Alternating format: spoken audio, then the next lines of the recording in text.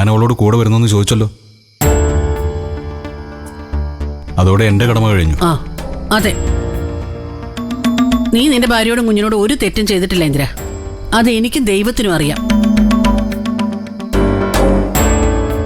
നിന്റെ ജീവിതം ഇങ്ങനെയൊക്കെ ആയതിന്റെ പുറകിൽ അവള് തന്നെയാ അനുപമ.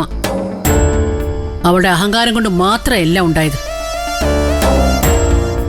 പക്ഷെ ആ വീട് അനുപമ സ്വന്തമാക്കിയ ജയിക്കുന്നത് അവളായിരിക്കില്ല അമ്മേ. അവളെ ആ വീട്ടിൽ നിന്ന് ഇറക്കി വിടാൻ ശ്രമിച്ച നമ്മൾ തോറ്റുപോയില്ലേ?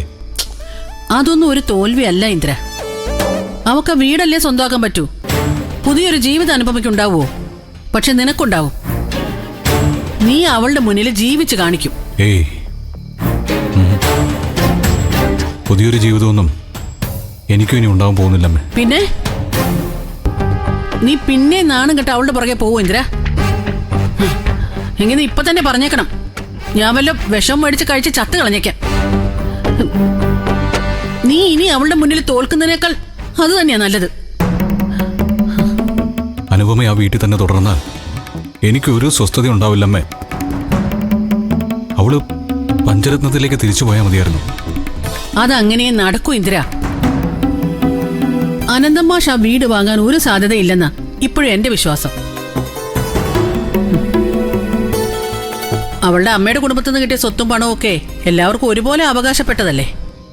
അപ്പൊ പിന്നെ ആ പണം എടുത്ത് അനുപമയ്ക്ക് മാത്രം അനന്തമാഷ് വീട് വാങ്ങിക്കൊടുക്കുന്നത് എങ്ങനെയാ? അനുപമയുടെ അച്ഛൻ മനസ്സ് വെച്ചാ അതൊക്കെ നടക്കും അമ്മേ.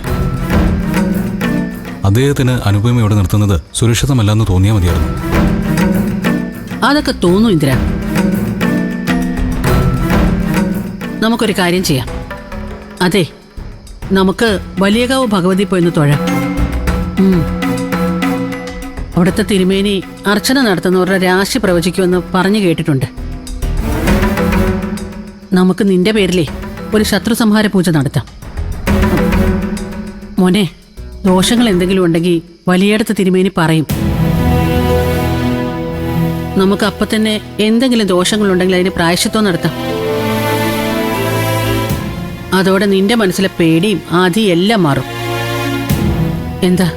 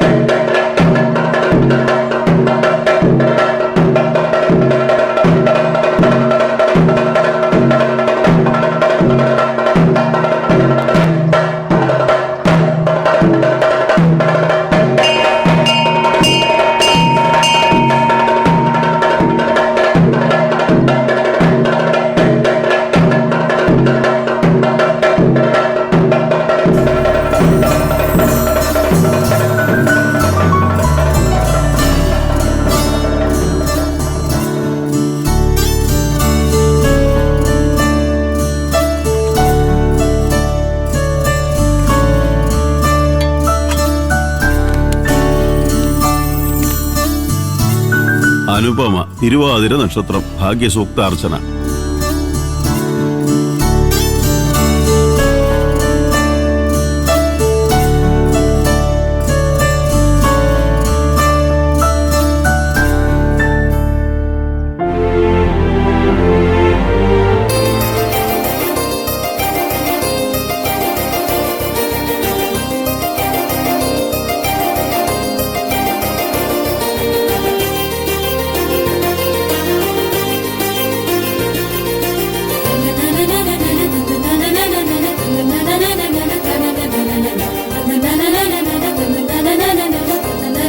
തിരുവാതിരക്കാർക്ക് ഇത് രാശിമാറ്റത്തിന്റെ സമയ.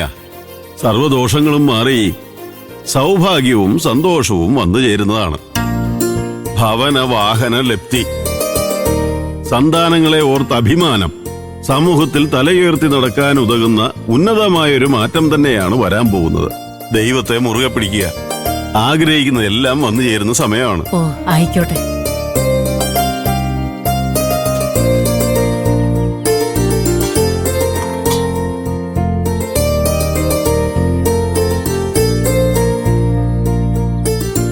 വാ മോളെ വാ.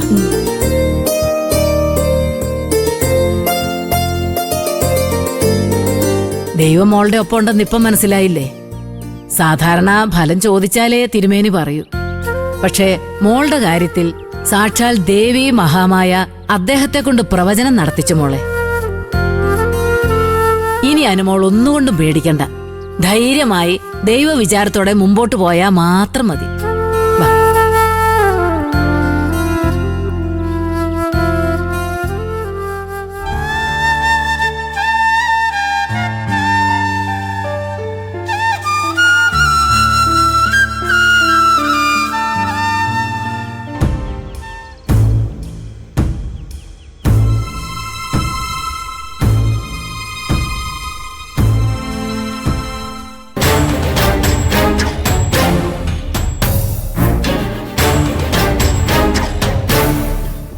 വലിയടത്ത് തിരുമേനി ഭാവി പ്രവചിച്ചോ വാനുമേ?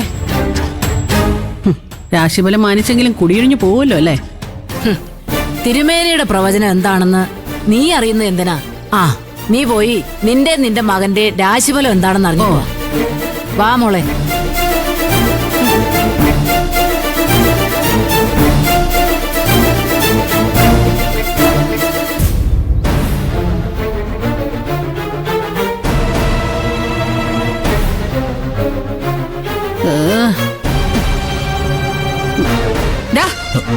അവള് കെട്ടി ഒരുങ്ങി ഇറങ്ങി വരുന്ന കണ്ടപ്പോ നിനക്ക് കണ്ണെടുക്കാൻ തോന്നുന്നില്ല അല്ലേ? നീ വന്ന ഇങ്ങോട്ട്. എടാ ഇനി വരാൻ.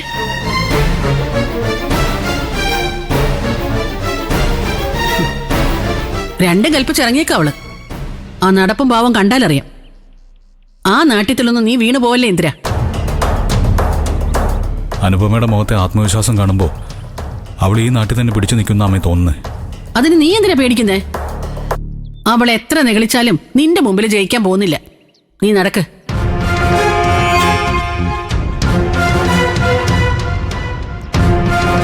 അവരെ ഇവിടെ വെച്ച് കാണേണ്ടി വരുമെന്ന് കരുതിയില്ല. രാവിലെ തന്നെ മനസ്സ് വല്ലാണ്ടായി. എന്തിന്? ദേവിയുടെ നടയിൽ വെച്ച് മുഖാമുഖം കണ്ടത് നന്നായിന്നേ ഞാൻ പറയും. ഇനി അങ്ങോട്ട് അവരെ അഭിമുഖീകരിക്കാനുള്ള ശക്തി എന്റെ മോൾക്ക് കിട്ടും.